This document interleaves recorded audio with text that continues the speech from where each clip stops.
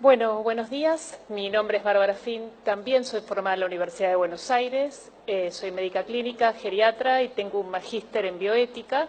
Trabajo hace 19 años en el Hospital Británico como médica de planta de una sala de internación clínica y coordino el comité del hospital. Agradezco la oportunidad de escucharnos y de debatir, y me parece que hay cuestiones que deberían quedar fuera del debate y centrarlas por ahí en otro lado. Es sorprendente volver a escuchar discusiones sobre en qué momento comienza la vida y hasta qué punto protegemos o no protegemos las vidas. Desde la ciencia no cabe duda el momento de comienzo de la vida. De un óvulo y un espermatozoide son células aisladas, pero una vez que se unen y se produce esa fusión de núcleo femenino y masculino llamada singamia, ese ser, ese individuo, tiene un ADN propio, genéticamente diferente al de su padre o al de su madre. Hoy el ADN es nuestra identificación biológica. Nadie se permite dudar de la certeza de la huella genética. Con el ADN reconocemos cuerpos, identificamos homicidas, asumimos paternidades. Es una prueba irrefutable y personalísima de un ser humano. Es una representación directa de identidad. Otorgamos derechos y tomamos decisiones basándonos en el mismo ADN que, estando dentro del útero materno, pretendemos desconocer. Desde ese momento contiene todo lo necesario para desarrollarse y el rol de la madre se limita a asistir ese crecimiento. De la misma manera que lo continúa haciendo los primeros años de vida. He escuchado que sin la madre el embrión no puede vivir, así como tampoco lo hacen los niños en los primeros años de su vida. Y en un caso le pedimos a la madre que lo proteja y le damos la obligación desde el Estado de proteger y cuidar esa vida, y en el otro le permitimos decidir sobre esa vida. Por otro lado, la medicina, y con solo el fin de diferenciar diversos procesos evolutivos, le pone diferentes nombres a estos procesos. Blastocito, embrión, cigoto, feto, pero en ningún lugar de estos hay una clara diferenciación entre esto no es vida y esto sí es vida.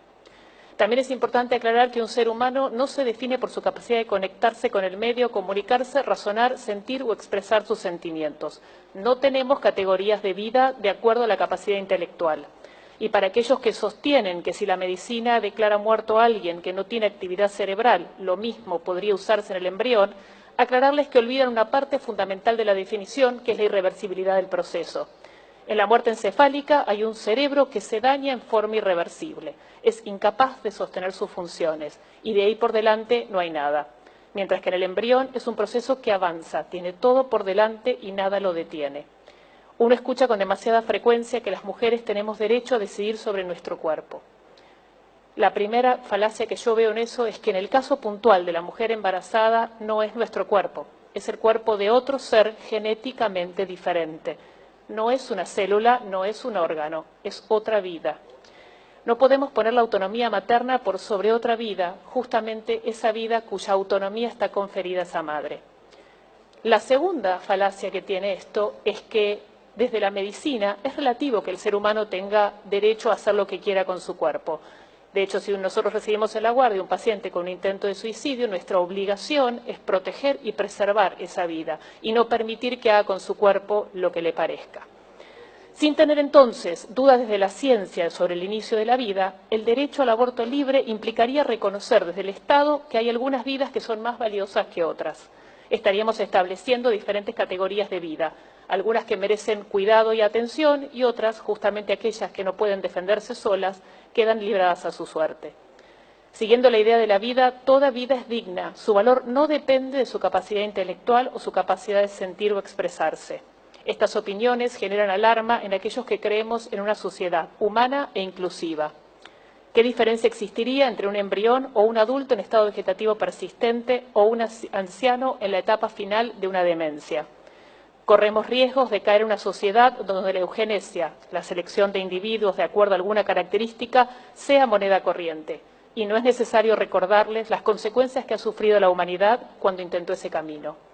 Los procesos de Nuremberg marcaron un punto culminante y así términos como eugenesia o mejoramiento de la raza quedaron totalmente grabados en nuestra conciencia social. Pero se queda a la vista que las personas tenemos poca memoria y las prácticas eugenésicas continúan desarrollándose. Y en este punto en particular, hacer hincapié en lo que sucede en otras sociedades donde el aborto es legal. España, legalizado desde el 2010, y con respecto puntualmente a la trisomía 21 o síndrome de Down, 10 años atrás nacía un caso cada 670 niños vivos y hoy hay un caso cada 1.300 nacimientos. La proporción de aborto inducido en aquellos padres que hacían diagnóstico prenatal fue del 95.7%. El razonamiento que esgrimen los defensores de estas medidas eugenésicas es fruto de una tesitura que concibe la vida como un bien instrumental. La preocupación de los que promueven la ley es la vida de las mujeres, la mía también, la nuestra también. Ambas vidas son importantes y no podemos resolver la muerte con más muertes. La despenalización del aborto no va a evitar que mueran mujeres. Ningún procedimiento médico está exento de riesgos. Lo más grave del asunto es que seguimos sin cuidar a las mujeres. La mujer que recurre a un aborto es fruto de nuestro fracaso como sociedad. No pudimos brindarle educación, acceso a la salud, herramientas para que se conozca, quiera, valore su cuerpo y su vida.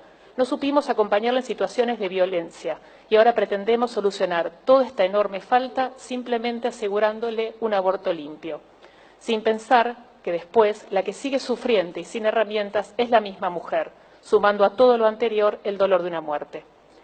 Citando el comunicado de la Academia Nacional de Medicina, creo que la salud pública argentina necesita de propuestas que cuiden y protejan a la madre y a su hijo, a la vida de la mujer y la del niño por nacer.